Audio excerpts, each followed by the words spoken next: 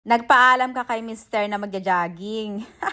Konting takbo mo lang, napagod ka na. So, naisipan mo na lang mag-TikTok sa daan. Wala kang dalang mahabang tripod or selfie stick. Abay, no worries. May dala naman tayong magnetic phone ring holder na kahit na kaninong car, didikit. At hindi pa yan na kontento, pati sa mga poste ng daan, gustong itry kung madikit ba talaga to. Abay, madikit na madikit nga, mi.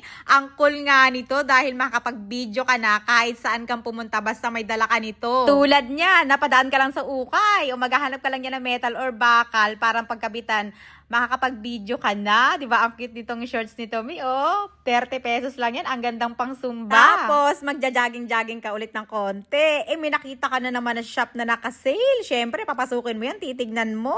Dahil kailangan mo nga ng content, ididikit mo lang yung phone holder magnetic na yan. O, di ba, nakapag-video ka na habang nagpipili-pili ka, nagsusukat-sukat ka. O, di ba, ang gaganda ng mga damit dito dahil nga naka-sale yan. Syempre, binili mo na.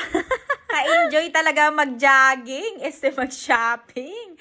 Nakagawa ka na nga ng content gamit lang itong foldable double-side magnetic phone holder, mga mi.